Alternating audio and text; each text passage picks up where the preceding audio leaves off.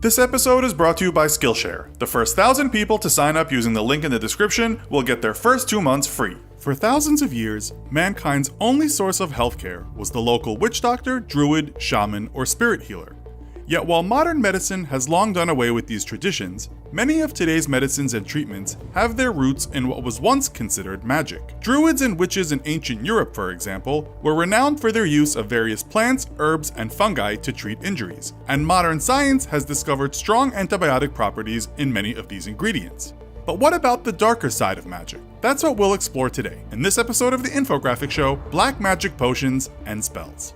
First though, what exactly is black magic? For believers and practitioners, magic is divided into positive and beneficial energies, white magic, and negative and harmful energies, or black magic. Magic used with the intent to heal or comfort is a hallmark of white witches and casters, while magic meant to intimidate, manipulate, or hurt others is practiced by dark or black witches. But magic goes beyond just actually casting spells or drinking potions. Many practitioners believe that magic is nothing more than harnessing the latent energies that surround all of us. Thus, if you wish someone well and say things like, "I hope you have a good day," you are projecting positive energy at them and casting a white magic spell. If you yell at someone and wish them harm, then you are, in effect, casting a black magic spell on them. Many magic practitioners believe in living positive and uplifting lives, and when they harness magic to make their desires reality, often do so with the intention that their will be done in harmony with the universe, not in opposition to it. Take, for example, author Steve Pavlina's $1 Million Experiment. Mr. Pavlina and a group of 1,730 people all attempted to prove the power of collective intent for goodwill, and for 2 years held the following intent consciously in their minds. In an easy and relaxed manner, in a healthy and positive way, in its own perfect time, for the highest good of all, I intend $1 million to come into my life and into the lives of everyone who holds this intention. After 2 years, the group manifested a combined total of $1,247,929.17 in extra money, or about $721 per person. Not bad for doing nothing more than just thinking for 60 seconds a day. With their intent being to seek balance and harmony with the will of the universe, and not to oppose it, even if it means they don't each get $1 million, white magic practitioners have in fact many similarities with the most devout Christians or Muslims, who also strive to better their own lives in accordance with and submitting to a higher, greater authority. But what about black witches, sorcerers, and warlocks? What spells and potions do they wield against a seemingly helpless population? Love potion.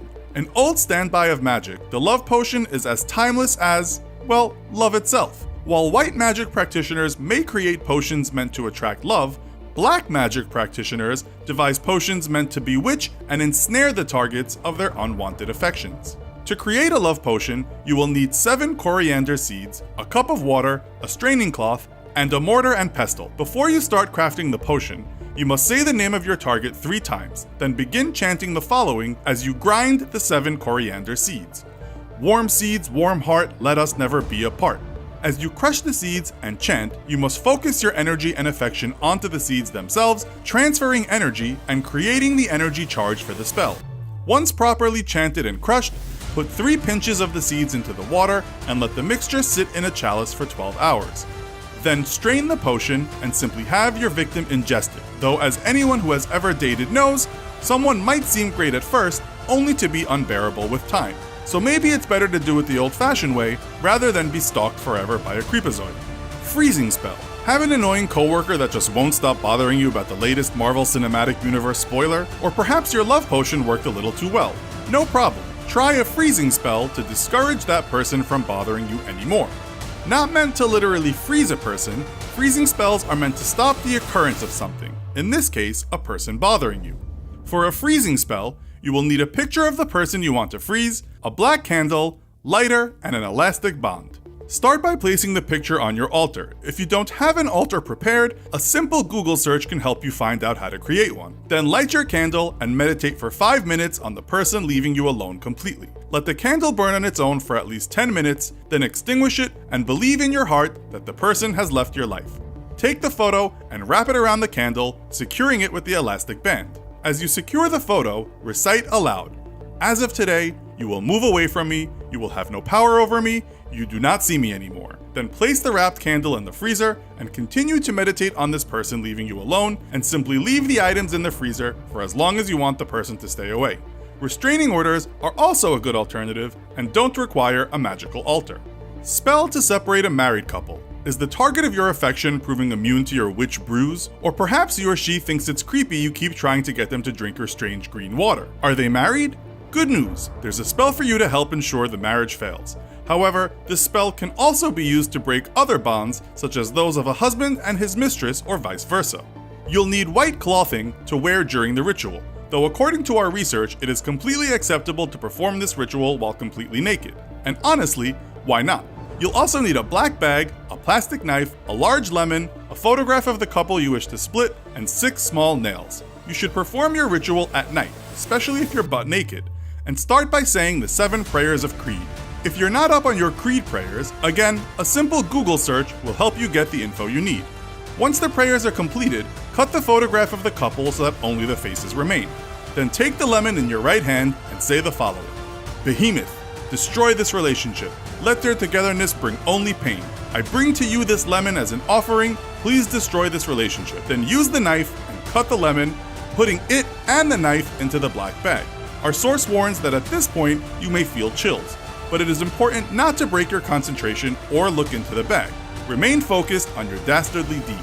Then turn the photo around so the faces are looking away from you and place it inside the bag with the lemon while singing aloud, Prince Behemoth, break this relationship, I ask. Break the relationship between person A and person B. Sing the song 6 more times as you do this. At the end of the ritual, put the bag in a dark place where no one can find it. But make sure you discard the knife after the ritual and do not place it inside the bag. It's plastic, so be a kind witch and recycle it. 3 Kings Ghost Summoning. A ritual meant to allow you to access the side of the shadows, this ritual is not for the faint of heart and allows you to summon a ghost from the other side. Of all the research we conducted, this ritual held the most warnings against abuse and the risk of serious consequences, going so far as to state that absolutely no drugs or alcohol should be used the night of the ritual.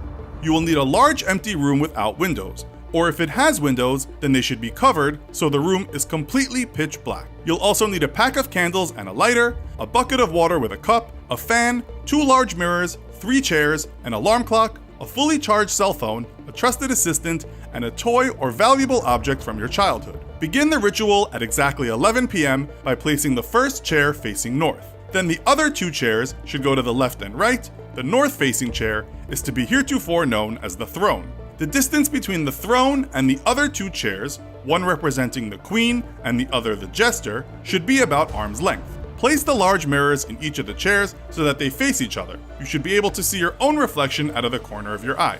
Place the bucket of water and the cup in front of you, just out of reach, and the fan directly behind you, turned on at either low or medium.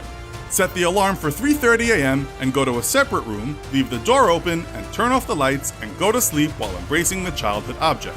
Once the alarm rings at 3:30, wake up and turn it off, but do not turn on any lights. You will then have 3 minutes to light the candle, take your cell phone with you, and sit on the throne with your childhood object. It is vital you are seated at 3:33 on the throne. Here, our source warns that practitioners should be aware of some serious red flags. If your alarm didn't go off at 3:30 a.m. exactly, or if you find the doors to your room closed, or if the fan is off, then it is imperative you do not continue the ritual. If you abort the ritual for any reason at all, then you and everyone in the house must leave and go to a hotel or a friend's house, not to return until after 6 a.m. If, however, everything is going to plan and you are sitting on the throne at 3:33 a.m. with your candle, childhood object, and cell phone, then it is imperative that you do not look into the mirrors on the chairs at your sides, nor let the candle go out as the fan continues to blow behind you. Look straight ahead into the pitch darkness and maintain your concentration. It is important you do not waver for a second and maintain your focus. Eventually, a figure or entity will manifest in the darkness. No matter what it does, it is vital that you keep your focus and don't look away, into the mirrors, or at your candle. Remain looking straight ahead and seated until 4:34 in the morning. This will complete the ritual and bind the entity to you. Failure could have dire consequences. To end the ritual, your assistant must enter the room at exactly 4:34 and call out to you, breaking your concentration. If they are unable to, have them call your cell phone, which you should still be holding. If that doesn't work, then they must use the bucket of water and throw it directly onto you. The assistant must also ensure that they do not touch any of the ritual objects nor interact with any possible entities, and under no circumstances should they ever physically touch you. With the alleged power to summon spirits, demons, and apparitions to do their bidding, as well as craft potions to enchant and bedevil us, it's a good thing for us non-practitioners that the numbers of white witches vastly outnumber those of black witches. If you fear, though, that you may be under attack by black magic, one of our sources recommended that you surround yourself with positive energies, do things that you enjoy, and be around people that love and care about you. The light energies produced will counter any dark energies aimed at you and neutralize the harmful effects. As any good witch will tell you, magic is not a plaything for novices. Luckily, Skillshare has your back. With classes like Intro to Witchcraft and Creating Simple Wands, Skillshare has the tools you need to get you started down the arcane path. But maybe you just want to learn a few cool tricks to impress your friends. Why not check out a class like the Fundamentals of Magic Tricks instead? As an online learning community, Skillshare and its thousands of online classes can help you hone your skills or learn new ones. The first 1,000 people to use our promo code Infographics35 or to click the link in the description will receive 2 months of premium membership absolutely free.